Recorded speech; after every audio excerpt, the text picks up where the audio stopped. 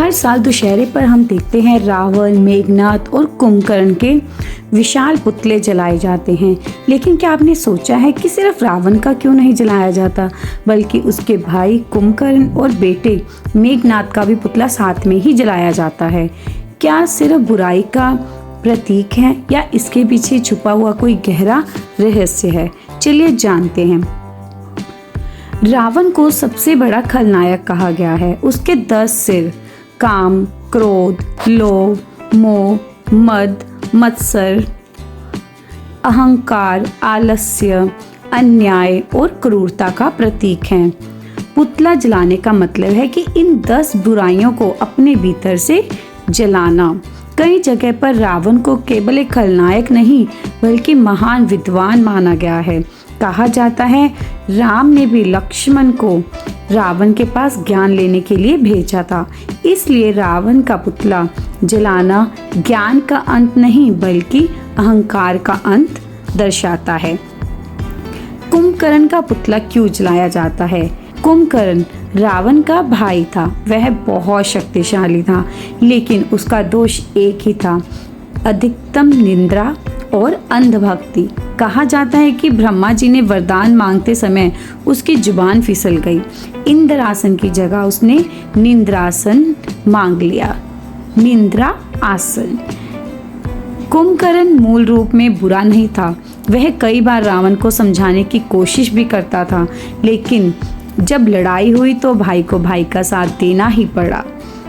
उसका पुतला जलाना हमें ये सिखाता है कि अंधभक्ति और गलत के साथ खड़ा होने से भी विनाश निश्चित ही है। चलिए अब जानते हैं मेघनाद का पुतला क्यों जलाया जाता है। मेघनाद, जो कि रावण का बड़ा पुत्र, लंका का सबसे वीर योद्धा था। उसने देवताओं को भी युद्ध में हराया था। उसका नाम पड़ा इंद्रजीत, यानी कि जो इंद्र को जीतने वाला है। मेघनाद बहुत शक्तिशाली था, लेकिन उसकी एक ही कमजोरी थी, वो थी अहंकार और अधर्म का साथ देना। कहा जाता है मेघनाद को शक्ति माता काली का वरदान था, लेकिन जब उसने अधर्म का रास्ता दिया, अधर्म का साथ दिया, तो वह शक्ति भी उसका साथ छोड़कर चली गई। इसलिए उसका पुतला जलाना हमें ये सिखाता है कि शक्ति और प्रतिभा अगर गलत दिशा में लगे तो उसका अंत निश्चित है। तीनों का पुतला जलाने का असली संदेश क्या है?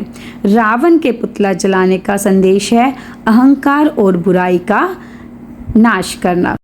कुंभकर्ण का पुतला जलाने से संदेश मिलता है कि अंधभक्ति और आलस्य का विनाश भी निश्चित है। मेघनाद का पुतला जलाने से हमें संदेश मिलता है कि गलत दिशा में इस्तेमाल की हुई शक्ति का विनाश निश्चित है।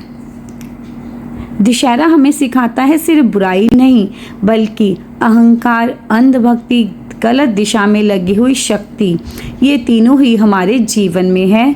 तो हमें भी रावण, कुंभकर्ण और मेघनाद की तरह पतन का सामना करना ही पड़ेगा। इसलिए जब अगली बार दशहरे पर इन पुतलों को जलते हुए देखें तो याद रखिए ये केवल रावण का अंत नहीं है, ये हर उस बुराई का अंत है जो हमारे अंदर छुपी हुई है। सच्चा विजयदशमी वही है जब हम अपने भीतर के रावण, कुंभकर्ण और मेघनाद को खत्म करें।